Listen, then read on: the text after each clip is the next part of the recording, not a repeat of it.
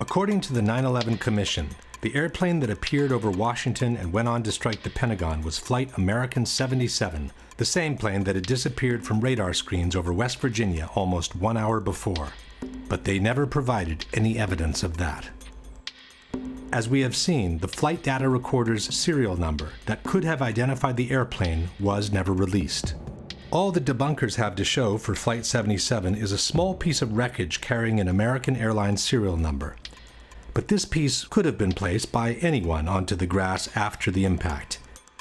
In fact, unidentified men in suits were seen meddling with the debris right after the impact, in direct violation of the rules of a crime scene. A contractor who was only 100 yards away from the point of impact stated, "It was DPS, the guys in the black coats. They were here right then and there. That's what I don't understand. Where did they come from? Maybe they knew something. I don't know." The debunkers claim that the witnesses' accounts are more than sufficient to identify the airplane. Hundreds of people saw an American Airlines jet fly into that building. But it's presumable that if anyone wanted a different airplane to look like an American Airlines aircraft, they would have at least thought of painting the fuselage with the same colors.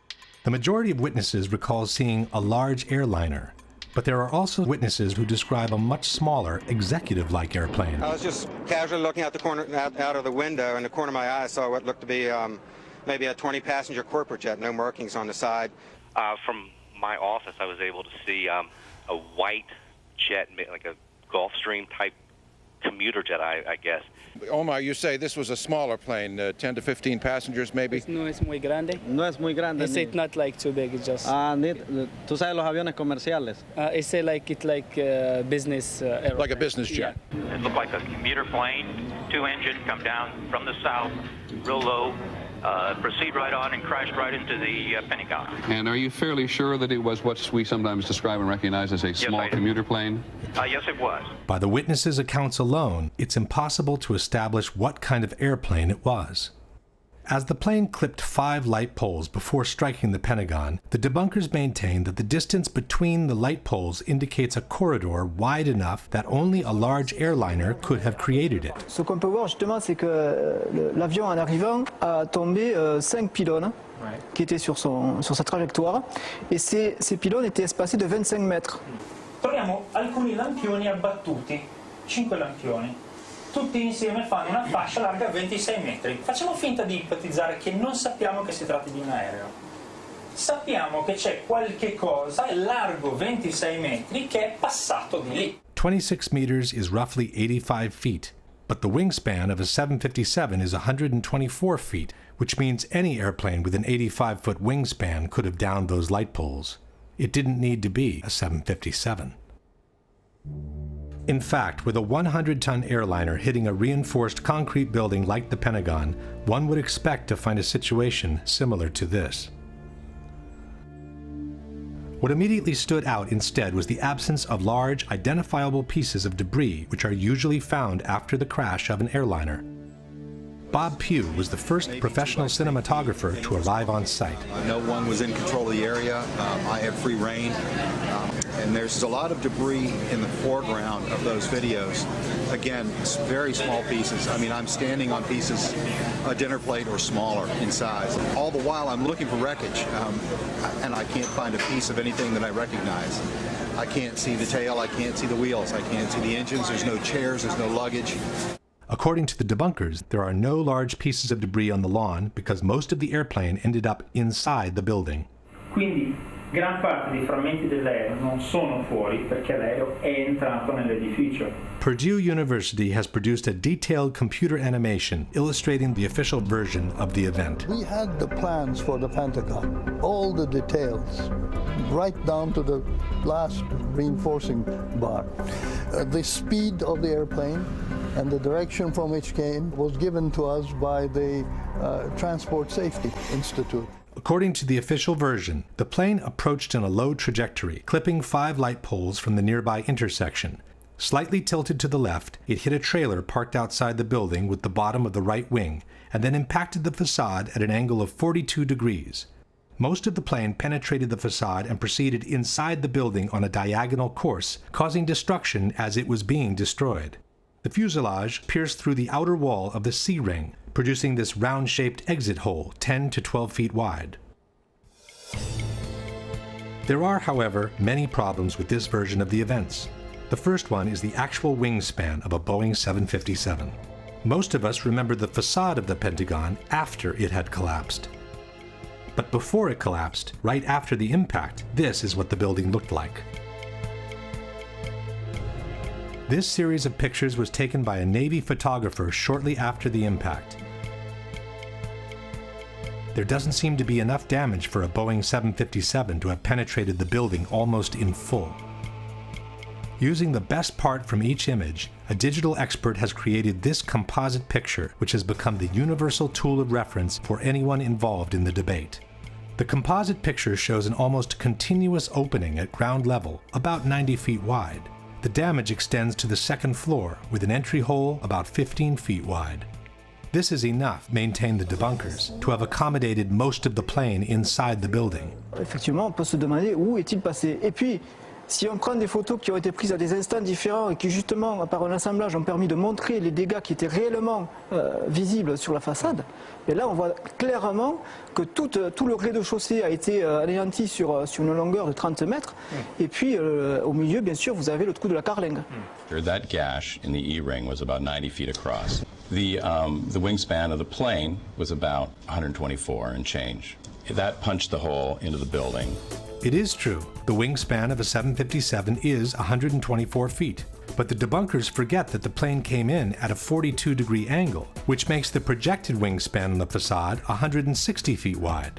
That's almost twice the 90-foot existing gash. As shown in this animation, the left wing should have also destroyed these two windows to the left of the opening. But the whole segment to the left of the opening doesn't seem to have been hit by a wing traveling at 500 miles per hour. The window's wooden frames are still in place, and the glass seems to have been broken from the ensuing explosion, not from the impact itself. The limestone covering the facade has fallen off, but the bricks underneath appear practically untouched. By the same projected angle, the right wing should have impacted the facade all the way to this column on the second floor. In fact, there is a diagonal cut on the second floor wall that could have resulted from the wing's impact. But this puts most of the wing above the second floor slab, which means it never penetrated the facade to begin with. So where did it go? This is the explanation by Popular Mechanics for what happened to the wings. The wings did not fully penetrate the facade. In fact, the wings had already been partially sheared off by the time the plane even hit the building. The fuselage mainly made the hole that existed. Conspiracy theorists want to know why it wasn't the width of the full wingspan of the plane, and actually just the simple reason was that the wings came off. But where did they go? Popular Mechanics doesn't say. A similar problem is posed by the horizontal stabilizers, which extend some 50 feet in width. As they are mounted 3 feet higher than the wings, they should have impacted the facade approximately here and here. But there are no visible marks from their impact on the facade, nor is any recognizable piece of the stabilizers visible on the lawn. Same story for the tail, which raises 24 feet above the fuselage. At the time of impact, the tail should have hit as high as the windows on the 4th floor. The Purdue animation shows the tail entering the building in full, as if it were cutting through butter. But the facade above the entry hole doesn't show any significant damage, and the glass from the windows around the hole isn't even broken. For the missing tail and stabilizers, Popular Mechanics offers this generic explanation. A plane flying 500 miles an hour, hitting a concrete wall that is extremely reinforced, there's not going to be much left of it. You're not going to see it sitting on the lawn of the Pentagon in 1 or 2 or 3 pieces. But here is the problem. If part of the wings, the stabilizers, and the tail disintegrated against the facade, how could the fuselage penetrate it almost entirely? The fuselage is by far the weakest part of the plane, as it basically consists of an empty cylinder meant to carry the passengers and their belongings. How fragile the fuselage is compared to the wings is explained by aviation expert Jacques Rolland. Jacques Rolland, ancien général de l'armée de l'air, est aujourd'hui le meilleur expert en crash aérien auprès des tribunaux. Il n'est pas du tout évident de comprendre qu'effectivement, dès que vous avez un choc à l'avant, l'ensemble s'enfonce à la vitesse de pénétration en fait. Et le premier point dur se trouve ici. Tant que vous n'arrivez pas là, l'avion, c'est du papier. Question. How could the fuselage, which is the weakest part of the plane, penetrate the facade almost entirely, while part of the wings, the stabilizers, and the tail, which are relatively stronger, were unable to do so and were shattered in 1,000 pieces instead? Even more mysterious is the disappearance of the engines. The 757 that allegedly hit the Pentagon was equipped with two RB-211 engines built by Rolls-Royce. Almost 8 feet in height, weighing over 7,000 pounds each, the internal core of the engine is made with components so sturdy and resistant that they are considered practically indestructible. It has to rotate at about 10,000 revolutions per minute, with a blade speed of about 800 miles per hour. To operate at around 1700 degrees, they're designed not to melt. Quali sono le parti che non vengono distrutte, che non si squagliano per il calore? Pezzi del carrello e il cuore dei due motori, che è molto più compatto dalla parte esterna dei motori, ovviamente, fatto in materiali che devono resistere alla temperatura, 2000-2500 gradi, per cui la parte centrale dei due motori è sicuramente sopravvissuta all'impatto. But where are they? In their animation, Purdue University has chosen to ignore the issue. As one can see, moments before the impact, the two engines simply vanish into thin air.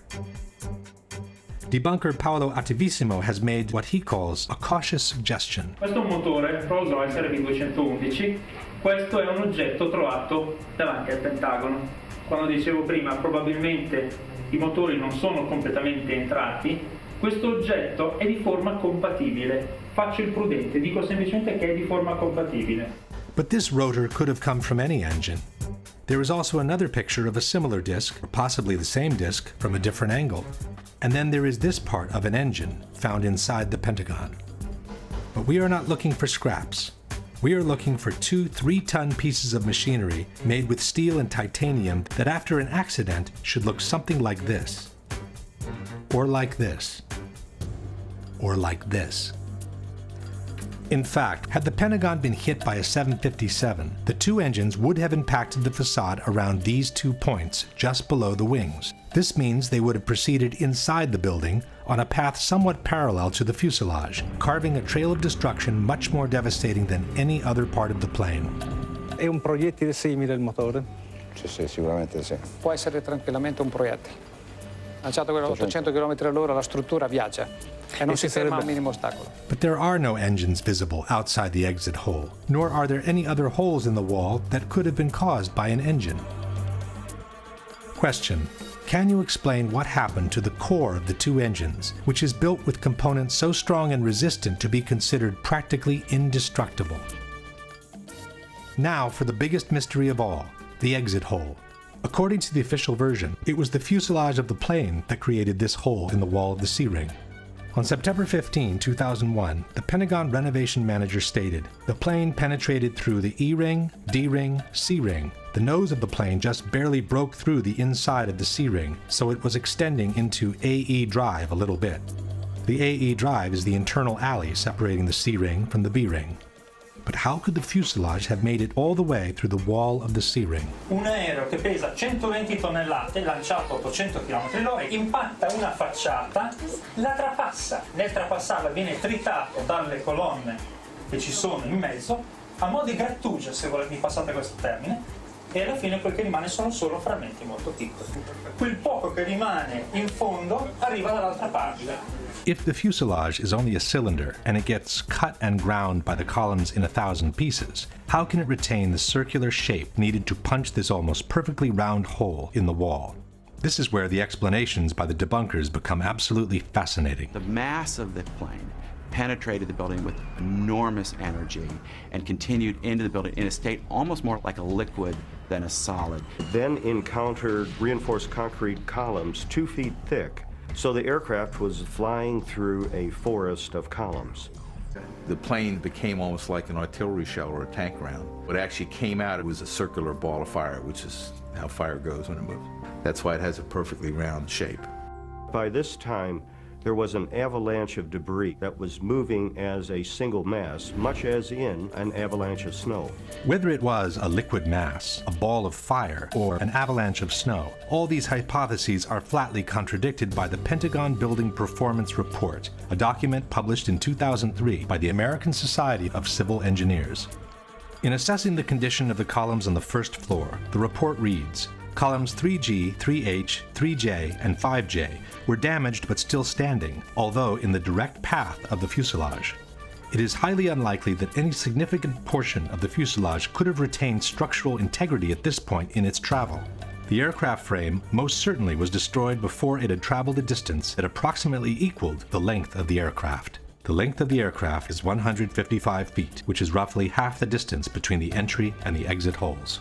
That no substantial part of the fuselage reached the wall of the C-ring was also confirmed by the first eyewitnesses who described the damage inside the Pentagon. So the plane went in up to the E, D, and to the C-ring. Not all the way through the C-ring.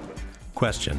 Given that, according to the Pentagon Building Performance Report, the aircraft frame most certainly was destroyed before it had traveled a distance that approximately equaled the length of the aircraft, and that it is highly unlikely that any significant portion of the fuselage could have retained structural integrity from that point on, can you explain what caused the almost perfectly round exit hole in the outer wall of the C-ring?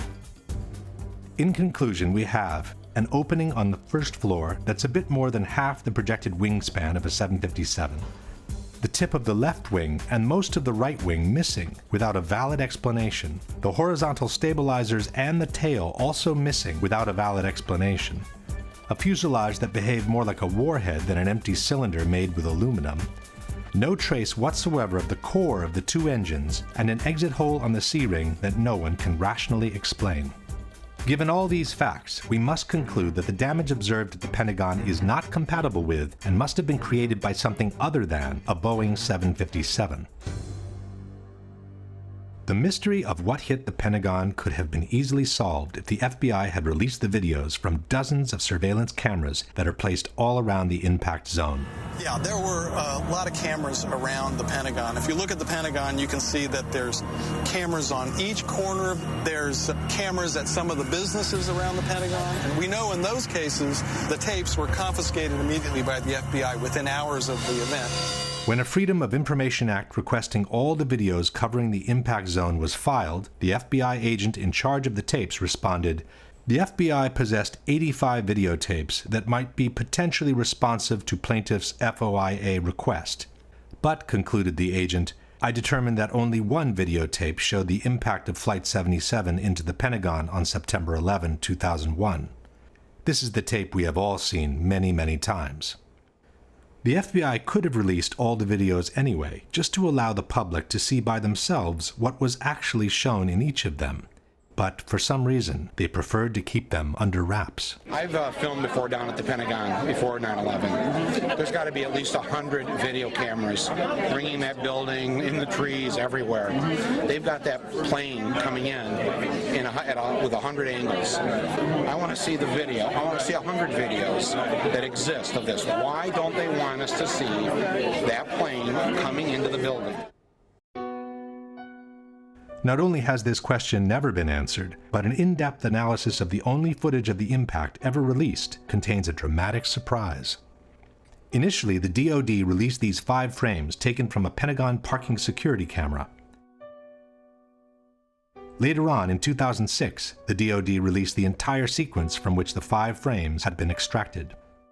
The time-lapse sequence runs at approximately 1 frame per second, and it shows the moments leading up to the impact, the large explosion, and a billowing fire that ensued. Unfortunately, the video does not show the airplane in transit. All we can see in the frame preceding the explosion is what appears to be the tail of an airplane followed by a trail of white smoke. But the body of the plane remains covered by this concrete column standing in the foreground. The Department of Defense also released a second video, taken by a different camera from the same parking lot. The second camera was actually located in the very column that obscured the view of the plane in the first video. This aerial shot of the Pentagon shows the actual location of the 2 cameras. The second camera faces in the same direction as the first, and it offers a clear, unobstructed view of the same field of action. By using the moment of the explosion, we can synchronize the 2 cameras with absolute frame-by-frame accuracy. By synchronizing the 2 cameras, we notice that the second video begins earlier than the first, while the first lasts longer than the second. This leaves us with a middle comment section of about 100 frames, which are perfectly synchronized with each other. From the moment the police car moves on, the action proceeds in an identical manner both in the frames preceding the explosion and in those following the explosion. Especially in the second part of the videos, after the explosion, we can verify how each couple of frames depicts exactly the same action by looking at the shape of the billowing smoke. This confirms that the two cameras were operating in perfect synchronization. This is only to be expected. After all, the two cameras were controlled by a centralized recording system called multiplexer, or TLR. There is, however, one pair of frames from the two videos that shows a completely different action from one another. They happen to be the two frames in which the plane travels across the lawn. It's frame 23 in the relative count. As the first video showed the tail and the trail of smoke, we would expect the second camera placed in this concrete column to show the entire body of the plane in the same position. It does not. In the corresponding frame, camera 2 shows only the tip of the plane entering frame from the right-hand corner. But how can the nose of the plane be behind the tail at the same moment in time? The synchronization system allows for a maximum fluctuation between the two cameras, or margin of error, of 1/30th of a second. Given that the plane is traveling at 750 feet per second, the maximum possible fluctuation between the two cameras would translate into a difference of a mere 25 feet in the position of the plane. A 757 is 155 feet long. Even calculating the perspective due to the diagonal path, this is far from sufficient to explain the large discrepancy between the two images. Furthermore, after this moment, the two videos resume their perfect synchronization, which is maintained all the way to the end. Why these two crucial frames, and only these two, are so different from one another has puzzled researchers and digital experts alike. The same digital expert who had prepared the universal image from the Pentagon has also conducted an in-depth technical analysis of the two videos released by the Department of Defense. After confirming that the two cameras were synchronized by the same multiplexer system, this expert has compiled a table comparing the contents of each pair of frames. As one can see, frame 23 is the only one showing a strong inconsistency between the two images. The expert has then proceeded to analyze the two frames with the most sophisticated digital tools and has obtained some astonishing results. A series of Boolean subtractions reveals that a small part of the image is actually present in both frames. What is said to be the nose of the airplane in camera 2 is also present as part of the smoke trail in camera 1. It seems in fact as if someone has retouched this area of the frame by means of cut and paste in order to cover the plane, while he has kept the end of the smoke trail to make it look like the nose of the plane entering frame. Question: given that the maximum fluctuation between the two cameras would translate in a difference of 25 feet in the position of the plane, can you provide a valid explanation for the large discrepancy between the two corresponding frames? Absent a valid explanation for this discrepancy, we must conclude that at least one of the two frames is the result of intentional manipulation or photoshopping. If we now summarize the situation at the Pentagon, we have the total lack of evidence that the unknown incoming was in fact Flight 77, a mysterious phantom plane that attracted the attention in the opposite direction, the failure from the White House to shoot down the incoming even though it posed a serious and imminent threat, a totally illogical approach maneuver from a terrorist's point of view, an alleged hijacker incapable of performing that maneuver, the absence of any significant part of the plane from the wreckage, a damage to the building clearly incompatible with a 757, a doctored tape of the impact, and the obvious reluctance by the FBI to release any other tape that could allow the identification of the plane.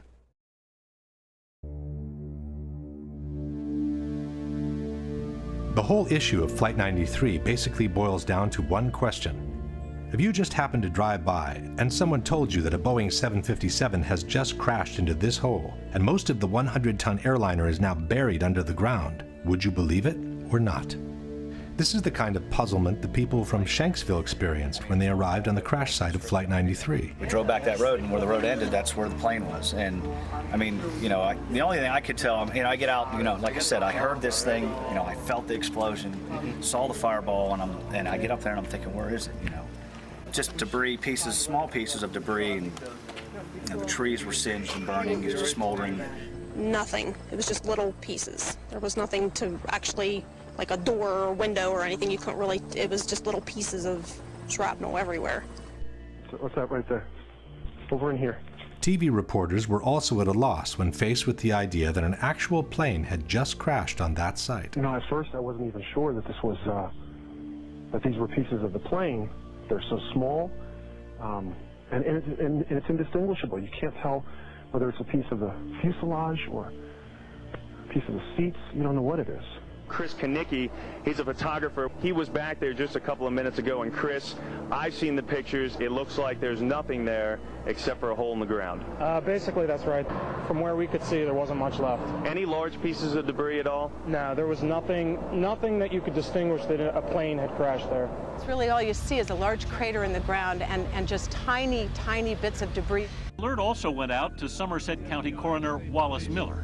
He hurried to the scene, an abandoned strip mine. When he arrived, he couldn't believe his eyes. It looked like someone had gouged about a 10-foot wide, 10-foot deep trough through the strip mine area.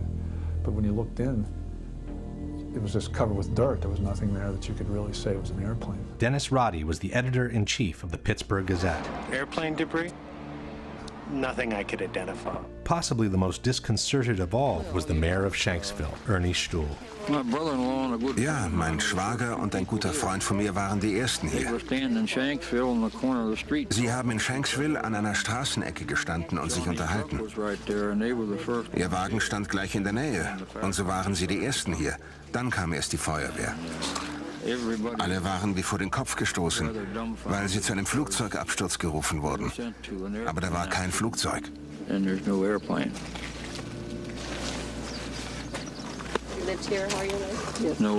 Flugzeug. Sie wurden hier zu der Unfallstelle geschickt und da war kein Flugzeug? Nein, da war nichts. Nur dieses Loch. Das ist es, was Sie sahen. Ich dachte immer, das sei die Absturzstelle. Das ist sie, aber da ist nichts zu sehen. It's in that hole, says the FBI, that most of the airplane lays literally buried in the ground. Much of the plane and its contents were found beneath the soft dirt, states the FBI's website. Evidence technicians found the flight data recorder about 12 feet below the surface and the cockpit voice recorder about 25 feet deep. Since the two black boxes are located in the tail of the plane, one must conclude that also the cockpit, most of the fuselage, the passengers' seats and bodies, and their belongings somehow managed to get buried deep underground. The only ones who don't seem to have a problem with this explanation are the debunkers. We have this idea that when planes crash, they crack in half and there's this dramatic burned wreckage. That's what happens when planes crash at very low speeds, usually on approach or takeoff from an airport. This plane was flying straight down. It was approaching the speed of sound. It would have if it had gone much farther.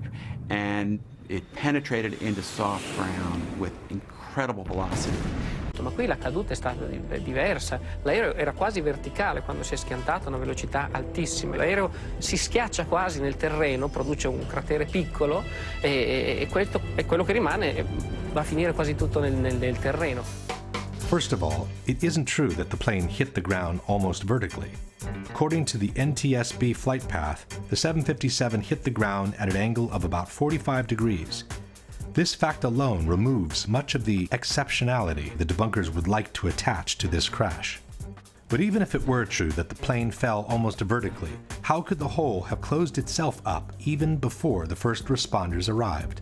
This is not mud. This is your typical hard country soil. When a plane crashes and makes a hole in the ground, the hole remains open and quite visible from above. This, for example, is the crater caused by Flight Pan Am 103 when it crashed in Lockerbie, Scotland in 1988. It's true that the 747, the plane that crashed in Lockerbie, is larger than a 757, but it's also true that the Pan Am flight broke up in mid-air due to an explosion and that only part of the plane caused the crater seen in the photographs. Let's compare the size of the Lockerbie crater, several blocks wide, with the one in Shanksville, several feet wide. This is the size of a human being next to the Lockerbie crater. This is the size of a human being next to the Shanksville crater. These are people looking down into the Lockerbie crater. These are people standing by the Shanksville crater after the accident. Compare the size of a car with the Lockerbie crater and the size of a small truck with the crater in Shanksville. This is the largest chunk of the Pan Am flight that was found near Lockerbie. It's almost half the front part of the fuselage and includes part of the cockpit. This is the largest piece of debris we have ever seen from Shanksville. It's a piece of fuselage a bit wider than 2 passenger windows in a picture released 5 years after the event. This is an engine from Pan Am Flight 103 which plunged to the ground at a location near Lockerbie. This, we are told, is an engine from Flight 93, which was supposedly excavated from the hole in Shanksville. These are images from different crashes, showing that the tail of the plane almost always survives. It does so because it's normally the last part of the plane impacting the terrain, when most of the kinetic energy has already been dissipated to the ground. This is the mark on the ground that was supposedly left by the tail of Flight 93 before it vanished into thin air. These are the chunks of the wings that are normally found after a plane crash. These are the marks that the wings of the plane allegedly left on the ground in Shanksville before vanishing with everything else into thin air. And this is the center of the hole, which is supposed to have swallowed practically the whole fuselage. But this is where the official story of the crash becomes truly fascinating. According to the FBI, after 2 weeks of excavation in Shanksville, 95% of the plane had been recovered. A Boeing 757 weighs roughly 100 tons. A mid-sized car weighs about 2,500 pounds, a ton and a half. This means that, according to the FBI, the equivalent of at least 50 to 60 cars was actually excavated from the ground. Question: can you explain how most of an airplane weighing 100 tons could end up buried deep underground in a hole that closed itself up before the first responders arrived? But even if it were true that 95% of the plane has been recovered, where is it? Why have we never been shown it? When a controversial accident happens, all efforts are made to recover as many pieces of the plane as possible. These, for example, are the remains of the flight from Lockerbie, which have been pieced together in a hangar. These are the remains of TWA 800, the flight that crashed in the ocean near Long Island in July 1996. These are the remains of flight Itavia 870, which crashed in unclear circumstances near Ustica, Italy in 1980. Why wasn't the same thing done with United 93? Given the controversy on the absence of debris, coupled with the rumors of a possible shoot-down, it would have been the perfect way to put all the conspiracy theories to rest. Instead, we are told, all the recovered parts of the plane have been sequestered by the FBI, and no one has ever been able to see them. As far as we know, Flight 93 might have never crashed in Shanksville to begin with. There is another problem for those who support the official version. When an airplane crashes to the ground, normally a plume of thick black smoke rises to the sky and continues to burn until all the fuel is consumed. But instead of being faced by something like that, this is what the people in Shanksville saw. Das ist das, was wir gesehen haben. Sieht fast aus wie ein Pilz. It looked like a mushroom cloud, he said. But under the cloud there is no plume of black smoke rising to the sky, and the mushroom shape is the classic result of a bomb explosion. The same local reporter also noticed the absence of smell from burnt jet fuel and the odor of scorched earth instead. And there's a very strong odor of the scorched earth. The only way I can describe it. It doesn't smell like jet fuel. It smells like...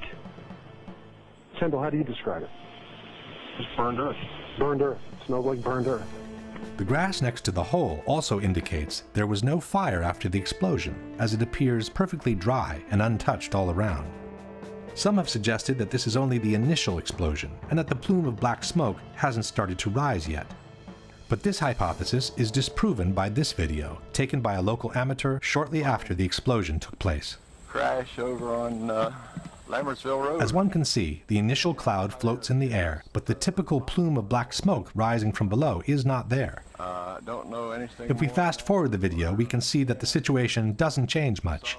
After more than 1 minute, the initial cloud is still there, but there is no black smoke whatsoever rising from below. Question: since the plane was carrying 8,000 to 10,000 gallons of fuel at the time of impact, can you explain why there is no plume of black smoke rising from the ground after the initial explosion? But the toughest problem for the supporters of the official version is to explain how different parts of debris could end up several miles away from the crash site, even though the plane is supposed to have hit the ground in one piece. William Bunch was a reporter for the Pittsburgh Gazette. I gathered all the information I could and quickly learned that there were a lot of things about the crash of Flight 93 that didn't really add up right away. The fact that debris fell on this lake a couple miles away at the same time that the plane was crashing. The lake Bunch is talking about is Indian Lake, which is located a couple of miles southeast of the crash site. According to the debunkers, there is a valid explanation for the debris found in the lake. Perché quello che le dice di pezzi trovati chissà dove sono arrivati a Indian Lake, che è a 1600 metri di distanza. Sono stati trovati pezzettini di carta che sono volati perché c'è vento. First of all, it's not true that there was wind on that day. As the images show, there was only a light breeze gently moving the air all around. The very cloud from the explosion, as we have seen before, practically didn't move for over 1 minute. Secondly, it wasn't just small pieces of paper that were found. From the Pittsburgh Tribune we read, "By Wednesday morning, crash debris began washing ashore at the marina." Witness John Flegel said there was something that looked like a rib bone amid pieces of seats, small chunks of melted plastic, and checks. In any case, the problem is not limited to Indian Lake, which is 2 miles away from the crash site. Debris from the plane was found as far as 8 miles away, near New Baltimore. This is the map of the debris field published by the Pittsburgh Tribune. CNN also reported the secondary field, confirming that the debris belonged to Flight 93. Well, Darren, in the last hour or so, the FBI and the state police here have confirmed that they have cordoned off a second area about 6 to 8 miles away from the crater here where this plane went down. This is apparently another debris site, which raises a number of questions. Why would debris from the plane, and they identified it specifically as being from this plane, why would debris be located 6 miles away? Could it have blown that far away? Seems highly unlikely. And as to whether it broke up on the way, we don't know that. FBI is being very tight-lipped about that. But again, it leads to that possibility. It certainly leads to a number of questions. Since the plane is supposed to have hit the ground in one piece, can you explain how it was possible for debris to be found 6 to 8 miles from the crash site on a day when only a light breeze was blowing? The extension of the debris field is not the only fact suggesting a shoot-down. There are other elements that seem to confirm it. Standing there watching on TV and the lights flickered in the building. About that time we heard the engines roar, and we took off out of the building. As we were coming out from the office out through the building, the ground shook and we heard big boom. Looked over and saw the big ball of fire. Flegel later told other people about the lights flickering. I was in Atlanta, and I was sitting there talking to another guy, and I was explaining to him about whenever we were standing in the office and the lights flickered and everything. And as soon as he heard me say that, he immediately stopped me and he said, "Well, I'm retired from the Air Force." He said, "That plane was shot down." And I said, "Why?" And he said, "Because whenever the lights flickered, they zapped the radar frequency on everything before they shoot." The mayor of Indian Lake also remembers the power going off just before the crash. Our power had gone off, and then we felt a tremor. It sounded like a missile came across our house. I mean, they were going that fast. The mayor of Shanksville had something interesting to say. "I know of 2 people, I will not mention names, that heard a missile," Stuhl said. "They both live very close, within a couple of 100 yards. This one fellow served in Vietnam, and he says he's heard them, and he heard one that day." But who could have possibly shot the plane down? As far as we know, there are no witnesses who saw fighter jets near Flight 93 at the time of the crash. There are, however, some witnesses who saw a small, unmarked white plane which flew over the area just before the crash. I was just driving along here. It was a beautiful day. Had my window open, had this stereo on, and when I got up here almost to the stop sign, this small white plane, at the time, that's what I thought it was, went over top of me. It was so smooth, and it just glided right over me, just like that. And then I ducked, and when I looked up again, then it just banked to the right and went over and went down behind those trees. Something caught my eye, and here was a white plane, and it was coming from the crash site area. The debunkers maintain that there is no mystery behind the white plane. It was a corporate jet, they say, which air traffic controllers had asked to take a look on the ground after they realized they had lost Flight 93. There was, in fact, a little white jet that was seen in the area after Flight 93 crashed. A number of witnesses saw it. It was a little Dassault Falcon corporate jet that was flying to a nearby airport. And what happened is once air traffic control knew they had lost Flight 93, they asked the nearest aircraft to go over the area and actually radio back exact coordinates for the crash site. No. Susan McElwain, however, remembers seeing the white plane before the crash, not after. About 11:30 that night, the FBI came, wanted to talk to me. They kept asking me how big the plane was. I said the plane, you know, it was small, wasn't much bigger than my van that I saw, and that it went over top of me. And I said, you want to make sure maybe it was ours and not somebody else's. And then that's when he did seem to get a little nicer. Told me that it was a white Learjet, someone was taking pictures. I said, before the crash? And he says, well, we got to go. John Flegel also saw the mysterious plane. Since Flegel arrived on the spot within a minute from the crash, the corporate jet sent by the air traffic controllers would not have had time to descend over the area yet, while the mystery plane was already getting away from the spot into the blue sky. We got there, like I said, probably within 45 seconds or a minute of impact. We were there. We were there before any firemen, any paramedics, or anybody. We were on site.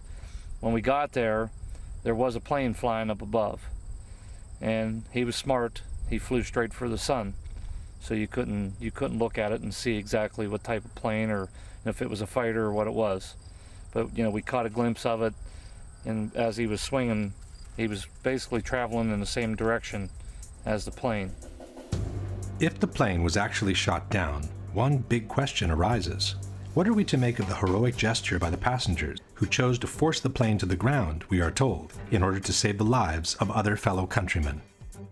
In truth, this heroic gesture by the passengers has been refuted by the 9/11 Commission itself. It was the hijackers, wrote the commission, and not the passengers, who chose to intentionally crash the plane in Shanksville. The passengers never even made it into the cockpit.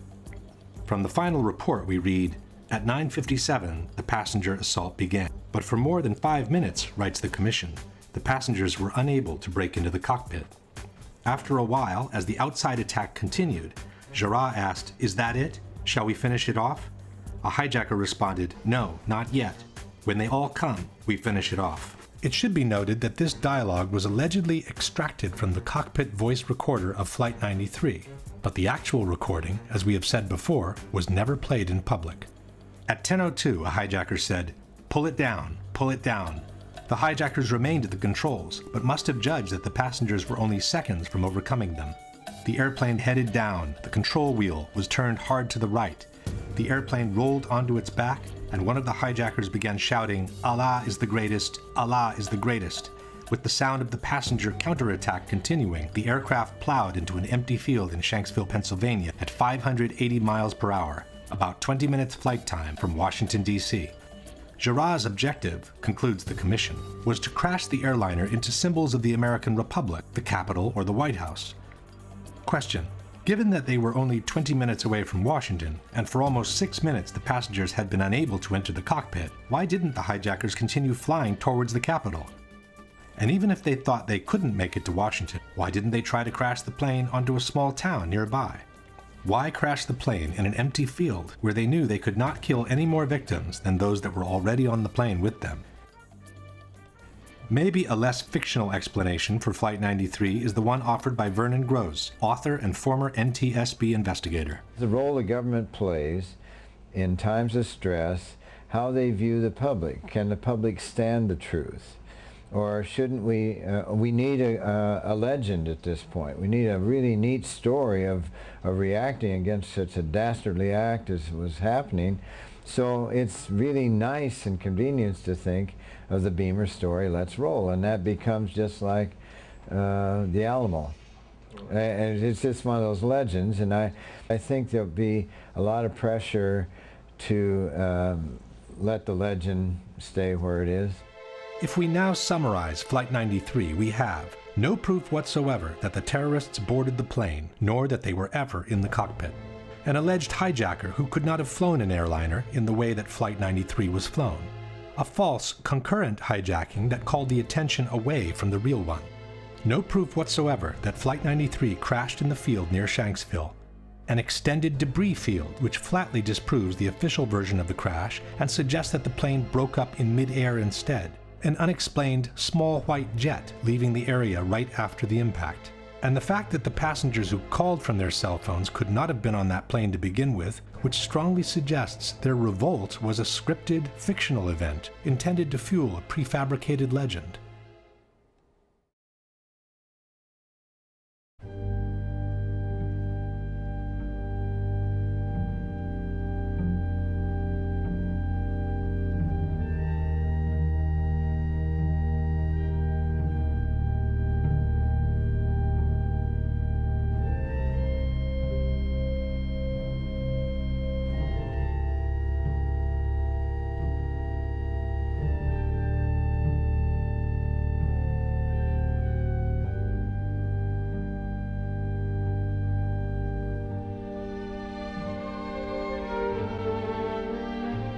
I'm on the 83rd floor. What? I'm on the 83rd floor. What's the telephone number? Conveyor C.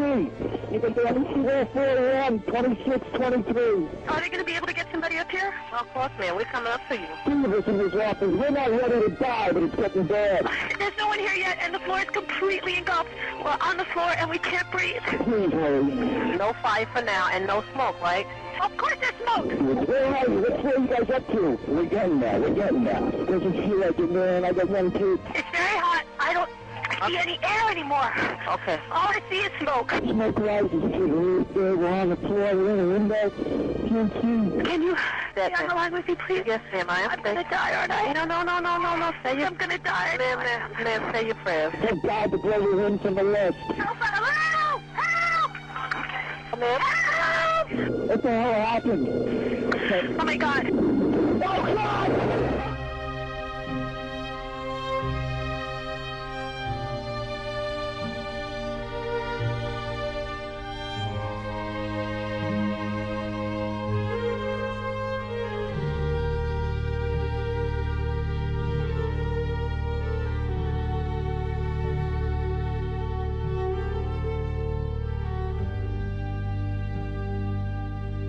For most Americans, the destruction of the Twin Towers will remain embedded in their memories and their hearts as the epitome of horror, astonishment, and unjustified human suffering.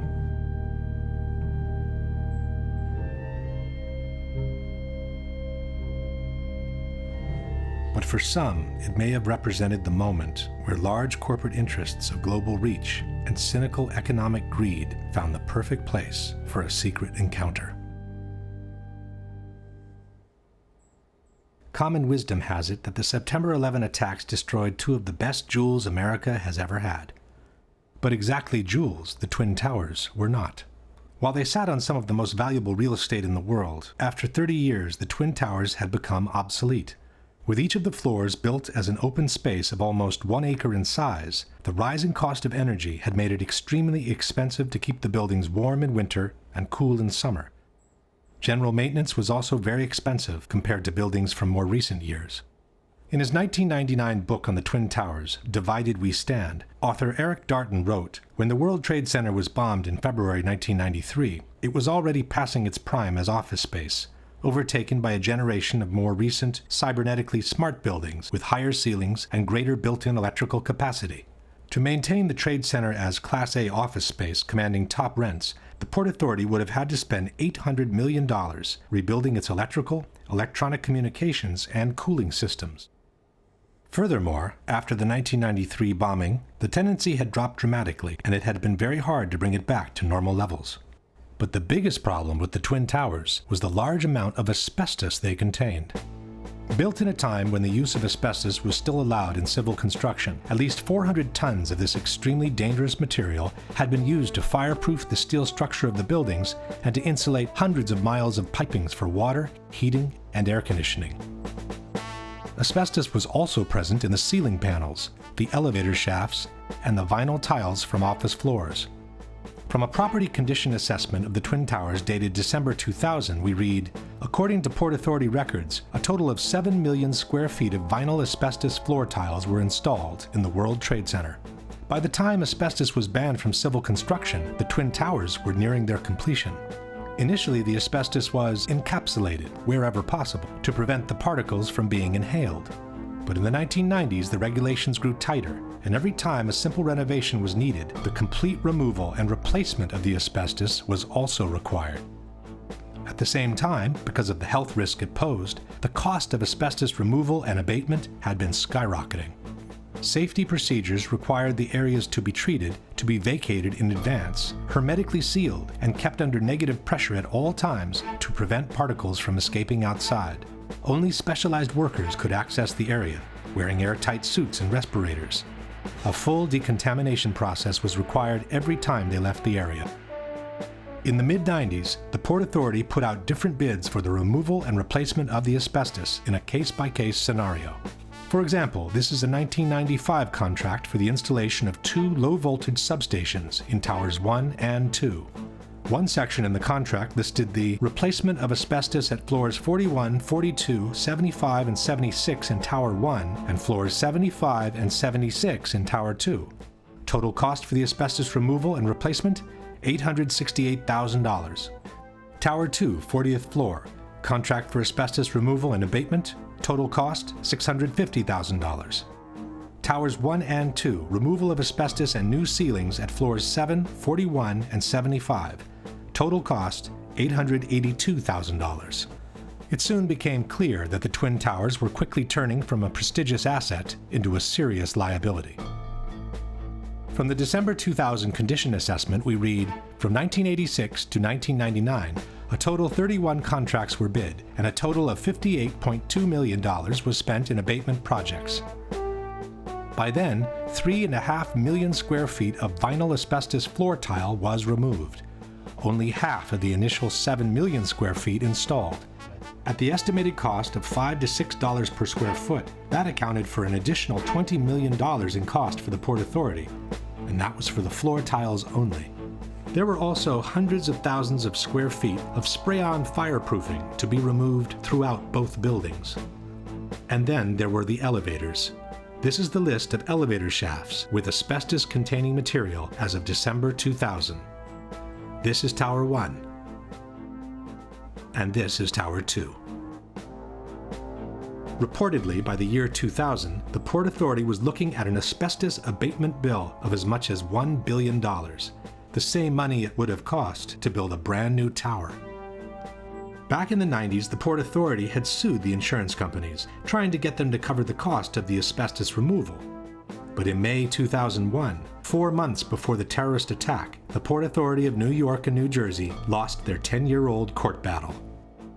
At that point, the Port Authority was between a rock and a hard place. The Twin Towers could no longer be maintained without incurring the cost of asbestos removal, yet they could not be demolished because of the large amounts of asbestos they contained. The only remaining option was to dismantle and remove the 2 poison-filled giants one piece at a time. But the cost of such an operation would have been so astronomical that no one has ever tried to put a number on it. Luckily for all, the stalemate was broken when a real estate tycoon named Larry Silverstein, who already owned Building 7, offered to purchase a 99-year lease for the Twin Towers. 76 years old, and look at him go. He walks fast, talks fast, and is always selling. Silverstein seemed in a big hurry to close the deal. Even though he had been hospitalized for a car accident during the bidding operations, he asked his doctors to take him off the morphine so the deal could be finalized. So I told the doctor, I said, kill the morphine, and I got to get my people in here, because you can't think with morphine. So they let the morphine run down. The pain was terrible, but I brought everybody together, and that's when we framed our best and final bid. On July 24, 2001, Larry Silverstein celebrated the acquisition of the Twin Towers with a public ceremony. Silverstein signed the lease on the World Trade Center just 6 weeks before 9/11. He then took out an insurance policy covering the Twin Towers for $3.2 billion in case of total destruction. Silverstein then began spending every morning of the week in his new office in the North Tower. And so my mornings were spent at the Trade Center, and then by noon I was back uptown. But on September 11, luckily for him, Silverstein didn't go to work. Even though he had already scheduled a business meeting in the North Tower, he found out that his wife had made an appointment for him at the dermatologist. The morning of September 11th, Silverstein was scheduled to have breakfast at the restaurant at the top of the North Tower. He canceled at the last minute at the insistence of his wife, Clara, who wanted him to go see his dermatologist. That particular morning, my wife, God bless her, had made an appointment for me at the doctor. And I said, okay, yes, dear, I'll go. Everyone who was in that restaurant that morning perished. And then, just minutes later, received a telephone call to turn on a television set and witnessed this horrendous circumstance. This is how, on the evening of September 11, Larry Silverstein found himself in control of some 12 million square feet of new office space to be built on some of the most valuable real estate in the world. And since the terrorist attacks had been two separate events, contended Silverstein, the insurance companies would have to pay him $7 billion to rebuild what he has always been calling My Three Towers. I will spend $7 billion on My Three Towers. Eventually, a settlement was reached for $4.5 billion, which was still 1/3 more than the amount initially insured by Silverstein. And since on September 11, due to the terrorist attacks, Building 7 had also been destroyed, Silverstein received another $800 million to rebuild a skyscraper that had originally cost $400 million. It's a much more beautiful building. It's a glass facade, allows the light to come into the space. The views on four sides are phenomenal, and the space looks magnificent. In the meantime, all the asbestos from the Twin Towers has been inhaled by the citizens of downtown Manhattan, and especially by the first responders and volunteers who worked at Ground Zero, who are now being decimated by mesothelioma and other pulmonary diseases. In the debate over the destruction of the World Trade Center, two important organizations have played a major role. One is NIST, the National Institute of Standards and Technology, which was officially tasked by the U.S. government to investigate the collapse of the three skyscrapers. In 2005, NIST presented their final report on the collapse of the Twin Towers, and in 2008, the one on Building 7. For the Twin Towers, NIST concluded that they were brought down by the consequences of the impacts and the ensuing fires, while Building 7, according to NIST, was brought down primarily by fire alone. In other words, they fully confirmed the official version by the U.S. government. The other organization to bear weight on the debate has been Architects and Engineers for 9/11 Truth, an association of professionals in civil construction founded in 2006 by San Francisco architect Richard Gage. Architects and Engineers lists over 2,000 experts in structural engineering, science of materials, architectural design, fire protection, science of construction, metallurgy, and even experts in controlled demolitions. Since they've entered the fray, Architects and Engineers has brought to the table a solid amount of scientific information refuting the official explanation by NIST on the collapses and confirming the theory of controlled demolitions instead. At the same time, Architects and Engineers has acted as an unrelenting watchdog for every action taken by NIST, pointing out every single error in their work, and even forcing them, in some cases, to make corrections to their reports. I think it's something that we need to clarify and correct in the final version of the report. Okay. The first issue that needs to be clarified is the actual strength and solidity of the Twin Towers, since both the 9/11 Commission and the debunkers have made extensive efforts to depict them as extremely light and fragile buildings. The outside of each tower was covered by a frame of 14-inch wide steel columns. The centers of the steel columns were 40 inches apart. These exterior walls bore the majority of the weight of the building. The interior core of the buildings was a hollow steel shaft in which elevators and stairwells were grouped. Le torri di New York invece erano sostenute da un'intelaiatura esterna, da sottili nervature d'acciaio, insomma erano come dei parallelepipedi vuoti. Il World Trade Center era una struttura leggerissima, era la massima espressione del grattacielo leggero, come lo chiamano i tecnici. C'è un solo altro edificio che io sappia, che è quella che si chiamava un tempo la Sears Tower a Chicago, che usa lo stesso tipo di struttura. Dopo il World Trade Center nessuno l'ha più usata. As we shall see, all these statements are false. Contrary to traditional skyscrapers, where all the support columns are equally spaced, in the Twin Towers, part of the supporting columns had been moved towards the exterior wall, creating a large column-free space available for rental. For this reason, the external structure had literally become a grid of steel columns made with prefabricated blocks that were mounted on site. These are the thin steel nerves mentioned by debunker Alberto Angela, 244 steel columns placed approximately 2 feet apart, which supported 40% of the weight of the towers. Far from being two empty parallelepipeds, the internal structure was comprised of 47 steel columns, so long and sturdy that a special factory in Japan had to be built in order to assemble them. It was the core structure to support the majority of the weight of the building, 60% of it, and not the external structure. The core structure seen on the left is what the 9/11 Commission has called a hollow steel shaft. This is the same core structure near the base of the tower. The core structure was an actual, extremely robust steel skyscraper built within another skyscraper. The core structure housed the stairs, the elevators, and all other services needed for the functioning of the tower. The inner walls of the core structure were made of simple layers of sheetrock. A long series of steel trusses connected the core structure to the external one and supported the floors. The floors were also prefabricated rectangular pieces covered by a thin layer of concrete. The internal and external structure connected through an umbrella-like structure called a hat truss, which kept together the towers and bound them from above. The idea that this kind of structure is fragile and therefore no longer used after 9/11 is disproven by the new Building 7 built by Larry Silverstein. A strong central structure supports the majority of the weight of the building. Long steel beams support the floors and connect the core structure to the external one, allowing for a large column-free space in between. A very similar concept to the one used in the Twin Towers. Most importantly, the debunkers forget to mention that the Twin Towers were built with a structural redundancy of 3 to 5 times the weight they were meant to support. This structure was capable of holding 3 to 5 times the weight. These buildings are built to handle several times the load above them. So those perimeter columns could handle 5 times the load above them, and the core columns could handle 3 times the load above them. In addressing the solidity of the Twin Towers, the Massachusetts Institute of Technology stated that its 244 perimeter columns made it one of the most redundant and one of the most resilient skyscrapers. On the same subject, the architectural firm of Roth & Sons wrote, "The building as designed is 16 times stiffer than a conventional structure. The Vierendeel trusses would be so effective, according to the engineer's calculations, that all the columns on one side of a tower could be cut, as well as the 2 corners and several columns on the adjacent sides, and the tower would still be strong enough to withstand a 100-mile-per-hour wind." John Skilling, the structural engineer who designed the Twin Towers, stated, "Live loads on these perimeter columns can be increased more than 2,000% before failure occurs." In particular, the Twin Towers were designed to sustain the impact of a large airliner traveling at 600 miles per hour and still remain standing.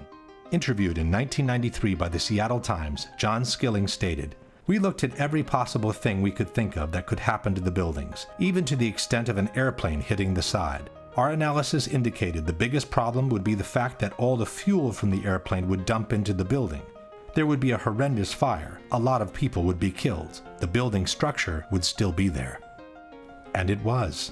After the impacts, both towers remained standing, showing no major effect on their stability. Furthermore, NIST has confirmed that the initial jet fuel fires themselves lasted at most a few minutes. This means that from that moment on, the only available source of fuel for the fires was common office furnishings. And, as we know, regular office fires are not hot enough to affect the stability of a steel structure. No steel frame high-rise building has ever collapsed due to fire. In over 20 years, I have not seen, until recently, a protected steel structure that has collapsed in a fire. These kinds of designs have performed extraordinarily well over history. In fact, until this occurrence, no building had fallen down because of fire. Furthermore, NIST estimated the combustible fuel loading was somewhat lower than found in prior surveys of office spaces. The number of interior walls, and thus the minimal amount of combustible interior finish and limited bookshelf space account for much of the differences. There was no reason for the towers to collapse at that point. With a structure that had clearly withstood the impacts, and with less than average office content to feed the fires, both buildings should have remained standing, allowing for the evacuation and rescue of everyone who had survived the initial impacts and the fires. Instead, both buildings suddenly collapsed from top to bottom, one 56 minutes after the impact, the other as much as 1 hour and 42 minutes after the impact of the plane. Why? The debate on the collapse of the Twin Towers centers around 2 major questions. One is what caused the initial collapse of the top section of the building onto the lower part of each tower. The second is what caused the complete destruction of the remaining healthy structure below, once the top section had collapsed on it. As far as what initiated the collapse, at first we were told that the heat of the fires had softened and melted the structure of the building. In 2002, NOVA depicted a scenario envisioned by many experts at the time, that the truss connections failed in the extreme heat, causing the floors to fall onto one another, precipitating the collapse. As the steel began to soften and melt, the interior core columns began to give. Then you had this sequential failure that took place where it all pancaked one after the other. In fact, it became known as the pancake theory. Donc ça a donné lieu à la théorie qu'on appelait la théorie du pancake, c'est-à-dire que comme cette partie-là est tombée sur un plancher, ce plancher a cédé, puis en cascade, c'est tous les planchers qui ont cédé, qui sont tombés les uns sur les autres. C'est ça qu'on appelle la théorie du pancake. But the pancake theory had a major flaw. It forgot to explain why the core structure of the towers collapsed. Furthermore, experts pointed out that jet fuel produces barely half the heat needed to melt steel. It would not have been enough to disconnect the trusses from the external structure. At that point, the official explanation backtracked and settled for a more generic weakening of the steel due to the fires. You don't need to melt the steel columns, you just need to start weakening them. What we found is it doesn't take temperatures high enough to melt steel. It just has to heat up the steel so it expands and then softens and weakens the structure until it collapses. In the new explanation, the initial failure was no longer blamed on the rupture of the steel trusses, but on their sagging due to the heat. The trusses stayed connected to the columns, even as they sagged from the heat. They pulled on the columns, bowing them inward nearly 5 feet in some areas, until the columns reached the breaking point. Il ceso continua ad ardere, sta scaldando l'aria e scalda l'acciaio del solaio soprastante, che a questo punto comincia a flettersi, perde la propria resistenza ai carichi, si flette, tira in dentro le colonne, e a un certo punto le colonne della facciata che sono portanti, portano circa il 40% del peso della struttura, si rompono. Suddenly the columns snapped, and as a result the entire top of the building came down pretty much in free fall because the kinetic energy that was unleashed was just huge. NIST also maintained that the impact of the airplanes widely dislodged the fireproofing from the trusses, hastening the process that eventually caused them to sag. It should be noted that NIST made the dislodgement of the fireproofing a necessary condition for the towers to collapse. The buildings would not have collapsed under the effects of the airplane impact and the jet fuel ignited multi-floor fires. And the reason it collapsed is because the fireproofing was dislodged. But the theory of the sagging trusses created even more problems than the one before. First of all, there is no proof whatsoever that the fireproofing from the steel had been widely dislodged by the impacts, as NIST has maintained. The steel structure of a skyscraper is elastic, not rigid, and it absorbs the impacts by slowly swaying back and forth, not by vibrating.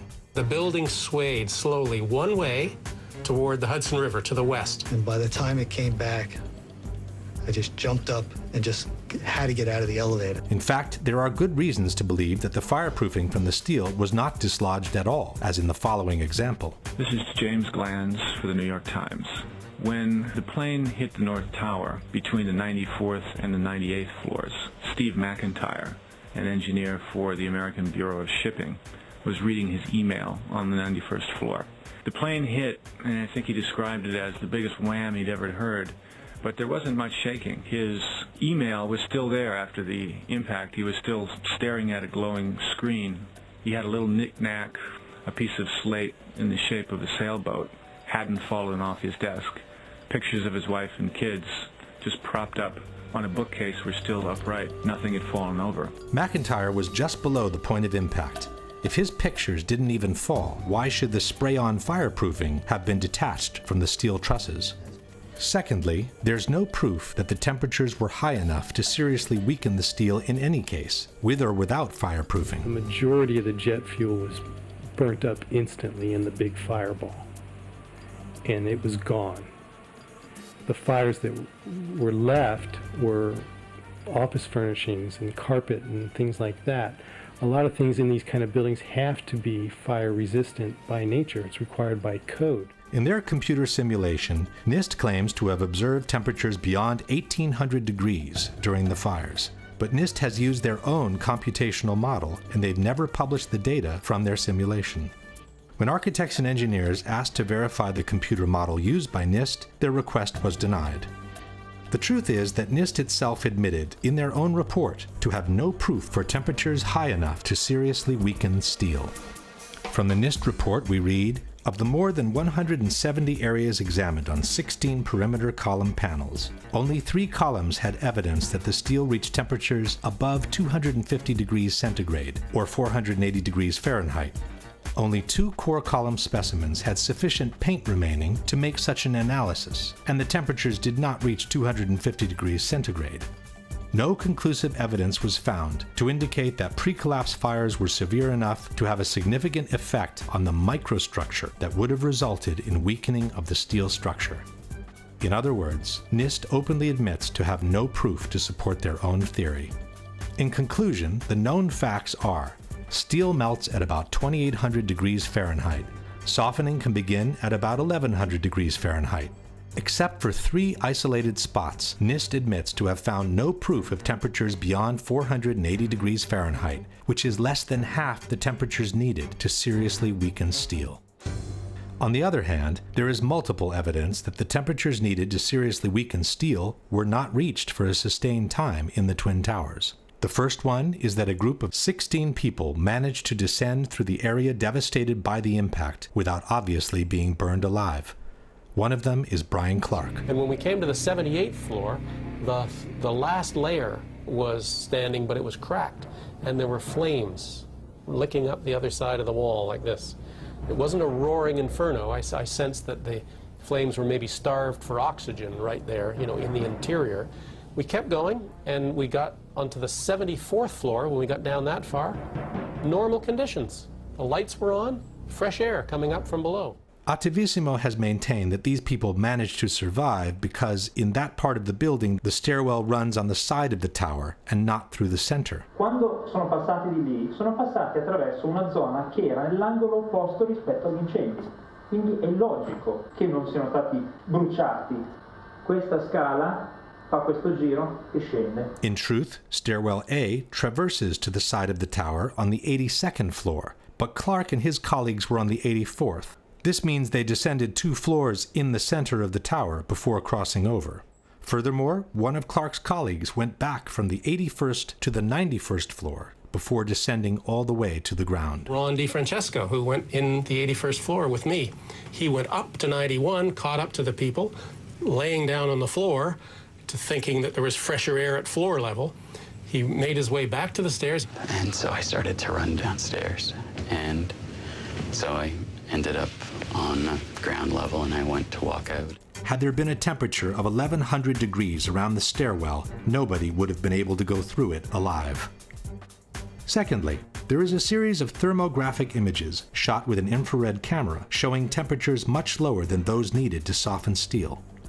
This is the North Tower, seen from below. It's 9:18, about a half an hour after the impact of the first plane, and the indicated temperatures do not reach the color yellow, which means they don't exceed 100 degrees centigrade or 212 degrees Fahrenheit. And this is the South Tower, some 15 minutes after the impact of the second plane. Here too, the indicated temperatures do not exceed 212 degrees Fahrenheit. But the major problem with the sagging trusses theory is that it doesn't make any sense from a mechanical point of view. Even assuming the temperatures were high enough to make them sag to such an extent, where did these relatively thin trusses find the strength to pull and then break apart a supporting structure much larger and stronger than they were? The phenomenon suggested by NIST is called thermal expansion. If one assumes that the trusses were forced to expand downwards by the vertical structures resisting the push, it means they were weaker than the structure, and they would have never found the strength to pull it inwards. If instead the trusses sagged on their own, so weakened by fire to become unable to support their own weight, where would they find the strength to pull and break apart the same structure that had easily supported them when they were strong and healthy? In either case, the idea that the trusses alone would have been able to pull and break apart the external structure makes no sense. As we shall see, the external structure did bow inwards before the towers collapsed. But a much greater force than their own must have been applied to those trusses for them to be able to pull and break apart the structure they were attached to. Question: can you provide any evidence that the fireproofing from the steel trusses was widely dislodged by the impact of the planes, which NIST has made a necessary condition for the collapses to be caused by fire? Can you provide any evidence that the temperatures in the Twin Towers were high enough and lasted long enough to seriously weaken the steel in the areas where the initial collapses occurred? Can you explain how a sagging truss, weakened by heat, could pull and eventually break apart the structure it is attached to, with no external force being applied to it? If the explanation by NIST on what caused the initial collapse seems seriously flawed, their explanation on what caused the complete destruction of the towers does not exist. Within more than 10,000 pages filled with technical data of relative importance, in a footnote on page 82 of the NIST report we read, the focus of the investigation was on the sequence of events from the instant of aircraft impact to the initiation of collapse for each tower. For brevity of this report, the sequence is referred to as the probable collapse sequence, although it does not actually include the structural behavior of the tower after the conditions for collapse initiation were reached and collapse became inevitable. With the simple word inevitable, NIST purports to have explained the total destruction of 80,000 tons of a perfectly healthy steel structure upon itself. The area below the damage zone where the planes flew in and where the fire was, that area below that, those 80 or 90 stories, 80,000 tons of structural steel was not damaged in any way. Yet you stood there and watched it destroy itself, wiping out floor by floor all 287 structural columns as if they didn't exist underneath the damage zone. When a well-known debunking website wrote to NIST asking for a clarification on the sequence of the collapses, it received a similar answer. NIST did not describe the specific sequence of events after global collapse initiated. This astonishing statement has been repeated by NIST over and over again under the most surprising of justifications. Once the collapse initiated, the video evidence is rather clear. It was not stopped by the floors below, so there was no calculation that we did to demonstrate that, what is clear from the videos. This is tantamount to saying, once the Pearl Harbor attack initiated, the video evidence shows that the U.S. fleet was quickly overwhelmed by the Japanese, so we didn't feel the need to find out why it happened. To make up for this embarrassing void, the debunkers often point at some independent studies which purport to explain the collapses by gravity alone. Ci sono opere tecniche come quelle che vedete citate qui che analizzano in estremo dettaglio la dinamica del crollo delle torri gemelle e non trovano niente di strano. The study most quoted by debunkers is called What Did and Did Not Cause the Collapse of the WTC Twin Towers in New York by Czech engineer Zdeněk Bazant. But in his own study, Mr. Bazant admits to have worked on a one-dimensional model, while he states, the high tilt seen on the South Tower top would call for a three-dimensional model of progressive collapse. In any case, it is not up to private studies to explain the collapse of the Twin Towers. NIST received $20 million of taxpayers' money to determine why and how World Trade Center 1 and World Trade Center 2 collapsed following the initial impacts of the aircraft, and to this day they have not done so. This is why Architects and Engineers has kept pressing NIST, asking them to publish their data in regards to the potential energy released during the downwards movement of the upper stories and the absorptive capacity of the intact structure below the collapsed zone. Structural engineers do this every day. This is not rocket science. You have the known weight of this building mass. You have what are known columns below it in order to resist it. You let it go in your models and you calculate what the resistance is. Why didn't they do it?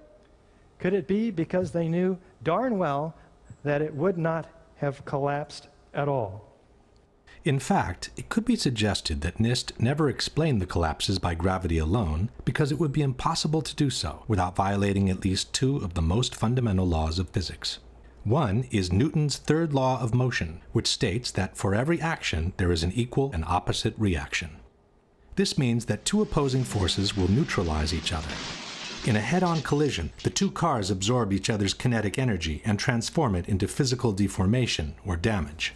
After that, the system comes to a rest, as there is no more energy to be dissipated. The top section, pushing on the bottom section, it's going to meet equal forces as it goes. Both sections are going to be demolished at the same rate. So by the time you've crushed up 15 stories below it, the top 15 stories are also going to be crushed. And so there's nothing left now to crush the rest of the building. Something of this kind is what we should have seen when the top section of the towers collapsed onto the lower one. The upper and lower sections should have mutually destroyed each other until all the energy is dissipated and the system comes to a rest. Alternatively, as shown in this experiment with two towers made of snow, the top section could have fallen off to the side after the initial collapse. What could not have happened is this. A little tiny chunk of the building can't possibly fall and crush the entire structure below it. This is such a simple, fundamental concept that architects and engineers were astonished in seeing it totally ignored by NIST. This is high school physics, and our whole society is being led to believe that these fundamental laws of physics, hard science, don't apply anymore. But even if we assume that the top section of the tower had enough potential energy to destroy the rest of the structure below, it could not have done so at the speed it did, which was near freefall speed. That would have violated an even more important principle in physics, known as the law of momentum conservation. This law states that the total energy within an isolated system must always remain the same. As we have seen, the energy can be transformed within the system, from motion to physical deformation. But for the deformation to begin, the velocity must decrease in order for one kind of energy to be transformed into the other. No new energy can be added to the system. One particular example of momentum conservation is freefall. Freefall happens when the only force applied on an object is gravity. This means that all the potential energy contained by the object is converted into vertical motion. As soon as the falling object hits an obstacle and breakage occurs, the speed must decrease because some of its energy needs now to be converted into physical breakage. It takes energy to break things apart, and that energy must come from within the system. Thus, the falling rock cannot keep falling at free fall speed and break apart at the same time because it doesn't have enough energy to do both. Let's go now to the Twin Towers and ask a simple question. Assuming that the top section on the left contains enough potential energy to destroy the rest of the tower, and assuming we dropped both upper sections at the same time, which one would hit the ground first? It would be the second, of course. As it finds no obstacles in its path, the section on the right would quickly accelerate to free fall speed and maintain it all the way to the ground. The section on the left instead needs to use some of its energy to destroy the structure below, so it could never achieve free fall speed. In the case of the Twin Towers, however, both upper sections fell with an acceleration close to free fall speed, as if their path had been practically free from obstacles. It took each tower between 10 and 12 seconds to collapse to the ground, while an absolute free fall time would have been 9.2 seconds. In other words, both upper sections of the towers found enough energy to destroy 80,000 tons of healthy structure below, while accelerating to near free fall speed. This is, as we have said, absolutely impossible by gravity alone. The law of momentum conservation won't allow it. A building cannot do free fall with a huge steel structural system in place to support it. The Twin Towers could not have come straight down through the resistance of 80,000 tons of structural steel at the speed of practically free fall. That just would not happen. If in fact it actually hit and made an impact, it was effectively crushing anything, pushing hard on this core structure below it, the core structure is going to push back equally hard. And that's what's going to cause the top section of the building to slow down. As energy is drained away from the system to deform those members, it would slow down the descending mass and cause a descent at less than free fall speed. There is only one way for those buildings to have collapsed at the speed they did. The buildings fall at a speed which can only occur if the structure has been removed, the vertical structure. The same Shyam Sunder from NIST has acknowledged that free fall can only be achieved with the absence of a structure below. Free fall time would be an object that has no structural components below it. But what could have removed the supporting structure below, since the falling section didn't have any extra energy to do so? The fact that it's coming down at free fall says all of the energy is being used to just make it go straight down, which means it's coming down through itself and not breaking up the building as it goes. Something else has to be clearing the way. There is only one known way to allow that kind of acceleration while removing the supporting structure. A building cannot do free fall without it being blown up. That's the only way it could come down at free fall. The only way that a building can accelerate as it collapses is by having pre-engineered, precisely timed, and precisely placed explosives. In other words, controlled demolition.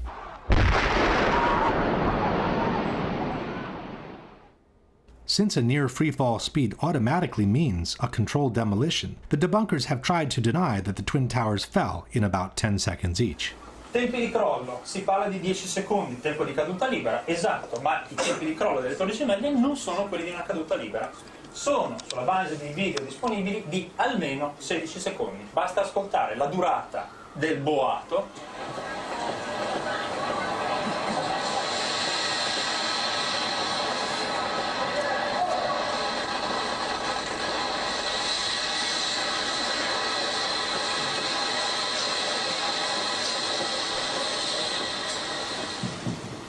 Quindi, se avete contato con me, sono un po' più di 10 secondi. We couldn't count with him, as it's very difficult to establish the exact duration of a collapse by listening to the sounds only. Furthermore, a couple of seconds more or less would not make a big difference, as the time for the transfer of momentum between each collapsing floor must be considered anyway. So a floor impacting on a floor below would transfer momentum, and that floor, those floors would transfer momentum such that in the Twin Towers, if you didn't have any columns whatsoever, it would still take a minimum of 30 seconds for these towers to collapse just by transferring the momentum of the floors. In any case, the near freefall speed of about 10 seconds has been confirmed by different official sources. The 9/11 Commission wrote that the South Tower collapsed in 10 seconds. Mr. Sunder from NIST has confirmed similar timings. The measurements have indicated that Tower 1 collapsed in about 11 seconds and Tower 2 collapsed in about 9 seconds. Mr. Sunder has also acknowledged that the towers came down practically at free fall speed. As a result, the entire top of the building came down pretty much in free fall. The same admission is present in the official report. Since the stories below the level of collapse initiation provided little resistance, the building section above came down essentially in free fall. At this point, we can pose the following question.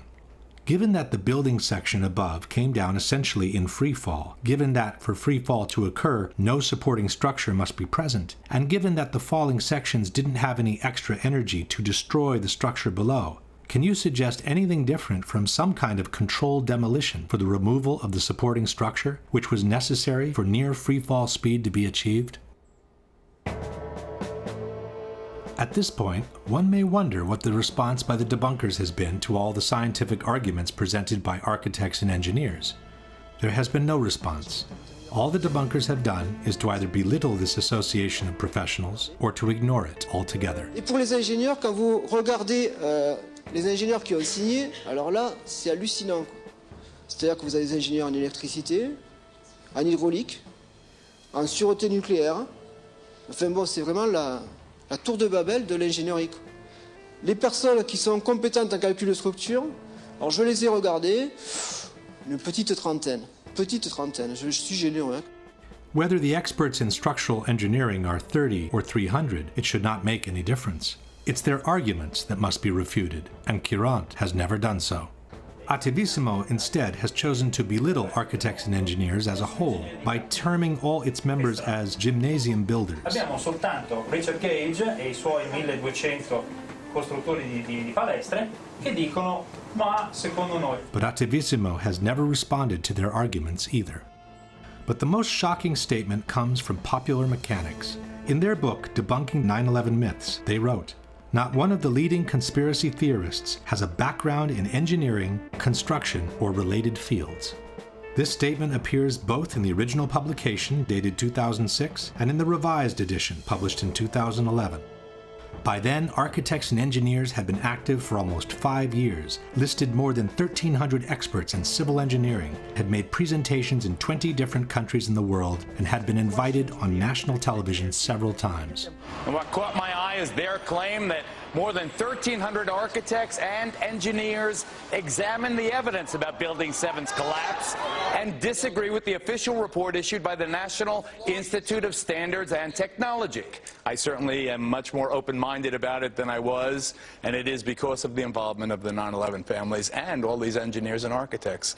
Clearly, they know more than I do. The truth is that from the moment architects and engineers has entered the fray, not one of their scientific arguments disproving the official version and confirming the theory of controlled demolitions has been refuted in any way by the debunkers or by anyone else.